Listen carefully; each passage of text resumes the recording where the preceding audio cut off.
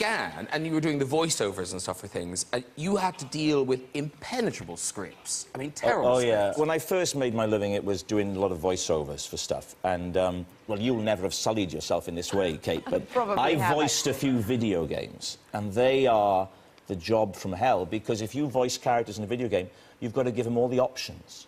So you would have things like, you know, would you like to touch the cursed casket of Minge?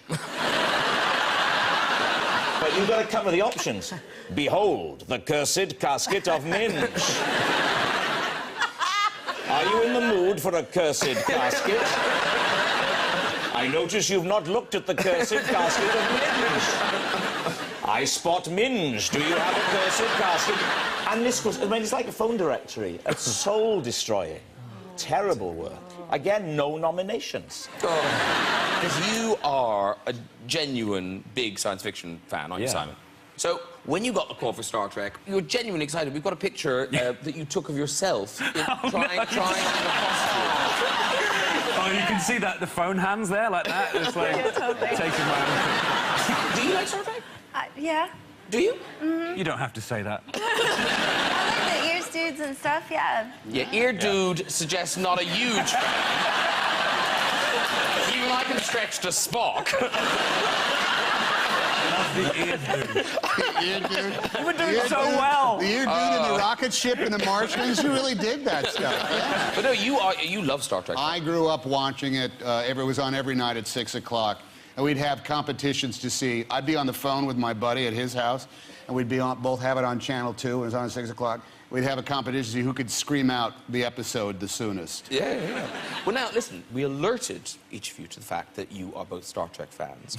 And I believe you've both prepared some Trekkie trivia questions. So, Nicole, if you want to pop the kettle on, I'll be tidying my desk.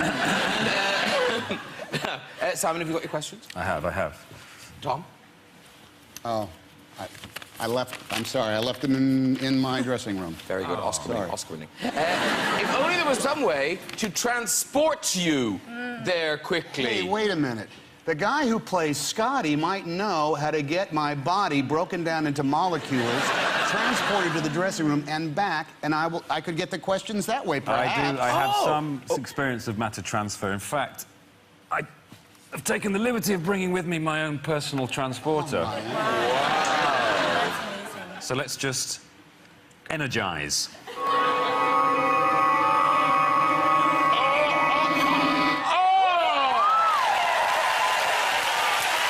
Nicole Scherzinger, excellent work. Okay. Nicole, gather yourself. I'm prepared to be amazed once more as we bring Tom back. You're very good. Going to lock onto his coordinates and energize.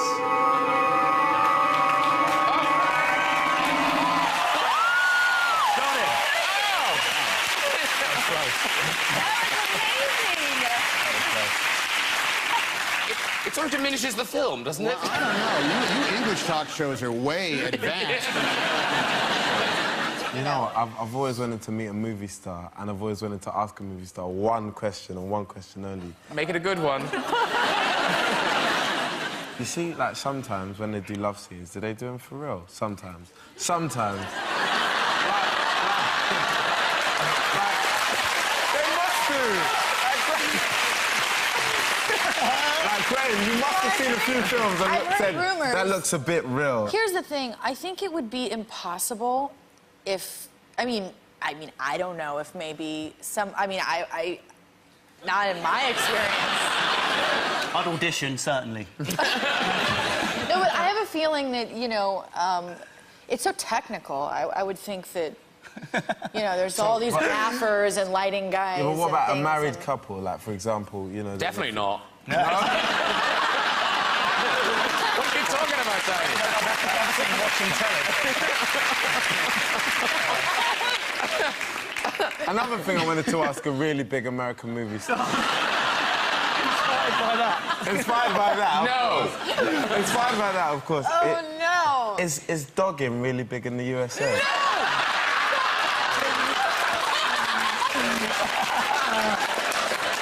I don't know what that is. You don't want to know. I really do. Is it illegal? Illegal? Yeah. Or is it legal? I think it's illegal. Is it illegal? If the police pulled up, they wouldn't join in, would they? No.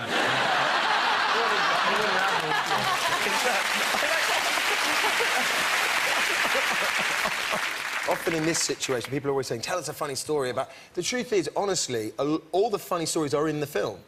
And what we tried to do every day was look at the scenario and we'd try and find a witty way and things that made us laugh. Actually, there's one funny story. Oh. I'm going to remind you of it, and you can tell it.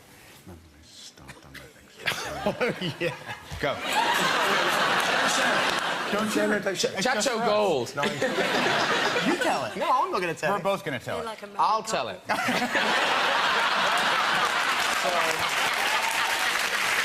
And he will. So Robert and Jude, they're shooting this scene where a guy comes in, right, and he'd forgotten to wear any underwear, but no one knew. And then you take it from there. And then there was an explosion. No, there was a scene where we walk into a room of carnage. There's all these rubber bodies just strewn around, like obviously fake dummy bodies that are in impossible twisted positions. Covered in blood and... Yeah. And Robert leans over to me and goes, check this out, this would be really funny. And there's a big hand lying there and just stomps on his hand. And an extra goes, oh, you love it, God!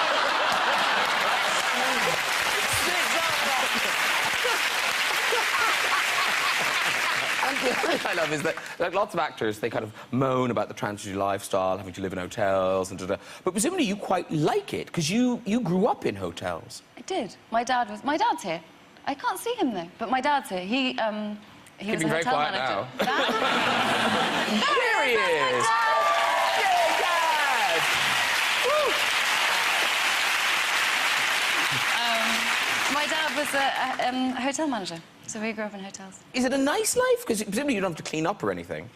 Well, yeah, it's very nice. I mean, I didn't know anything else when I was... Did you ever have, like, an argument with your parents where they go, you treat this house like a hotel?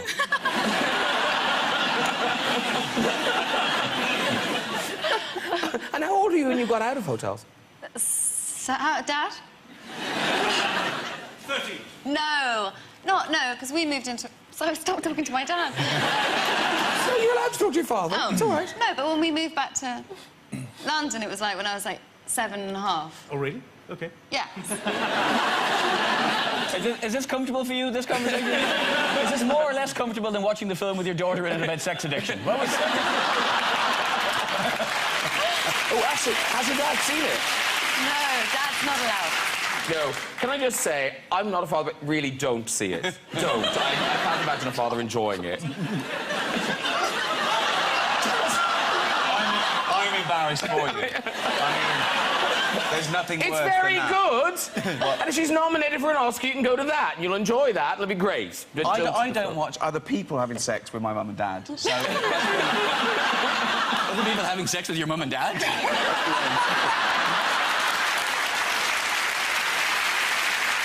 But there he is. He's getting ready. So what you... who's that man? Hi. Hi. I'm being calibrated. It's not painful. I had a pre-med. I feel great, actually. Don't touch me there. Are we ready to see Rob now? OK, so there's Rob back there, and then this is Rob as a cartoon. How you doing? All right? Yeah, nice to see you. Because it's on green, he can now appear here. Oh, that's adorable. Oh, Joe, who's the best panda? I'm the best panda.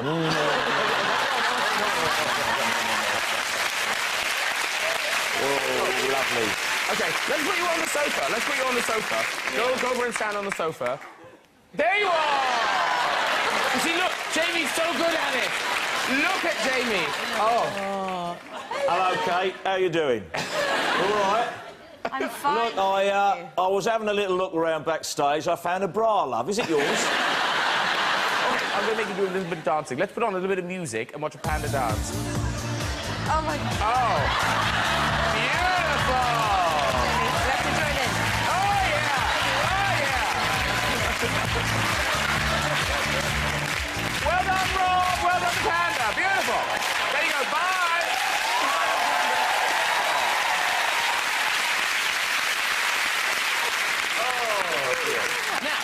Girls loved you so much, but the boyfriends didn't like you, which led to problems. I know, was it a gig with the Drifters before the Shadows? I remember playing the Lyceum Ballroom in London, and they had one of these revolving stages, and we were going to play Elvis's Baby I Don't Care. So it went, and we were on the revolve. Doodle-doo-doom, doodle-doo-doodle-doo, doodle-doo. And then all these cheese rolls came flying up here. I never sang a note, the thing revolved, we got off, we got paid and went home. So, but it was... You know someone sitting around going, oh, through that cheese roll.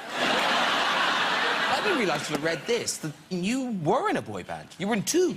Well, at school, not like proper boy bands. Well, you still took it serious. I was really serious about it. I thought this was... that was what I thought... It was all I ever wanted to do. So what were they called? The first one was... The first boy band I formed, we were called Full Frontal. And we didn't... I mean, I say we were a boy band. It was me and four mates, and we just told people that we were a band. We never really did anything. We didn't have any songs, and we never did any dance or anything. But then my second boy band, we were called Insatiable.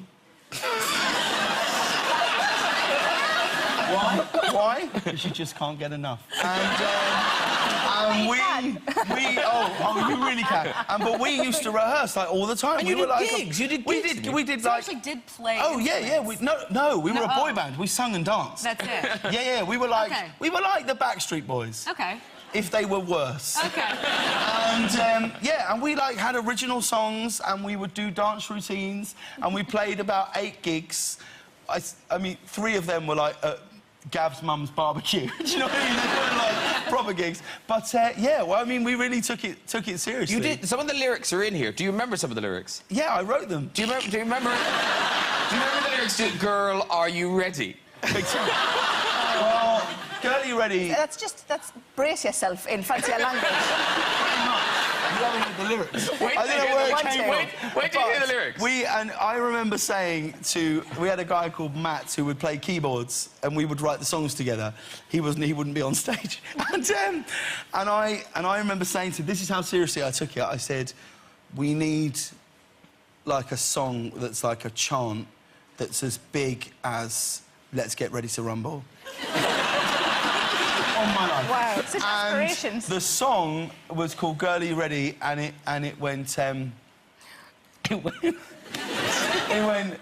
Girl, are you ready? Just tell me when you're ready. Girl, are you ready? I ain't gonna rush you. Girl, get ready. We're about to go steady. Girl, are you ready? I ain't gonna rush you. Girl, are you ready? Tell me when you're ready. I ain't gonna rush you. Girl, are you ready? Tell me when you're ready.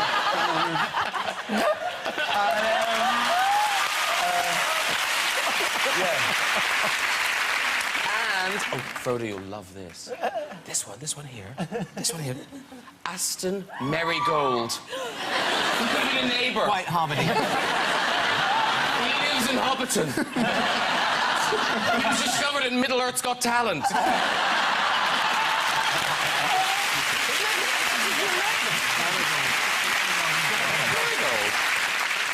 Now, JLS, very excitingly, they have their own range of condoms, everybody. Nice. That's wonderful. Now, who sells best? We don't. Do you really? Marigold. Yeah. Marigold sells. Just to ask for one would be great. Yeah. I could have a marigold number 4. And presumably you've all got these in your own bedside lockers. Kind of like, let me just get my condoms. That's a really cool thing. They should start selling personalised condoms. It's good. And you know the way, like, for condoms, they're more sensitive for better lubrication. The big selling point on these ones is smells better. That's wonderful. How bad were they before, boys? What is that smell? Oh, I'm terribly sorry. And now people are going, it smells like a marigold, Thomas.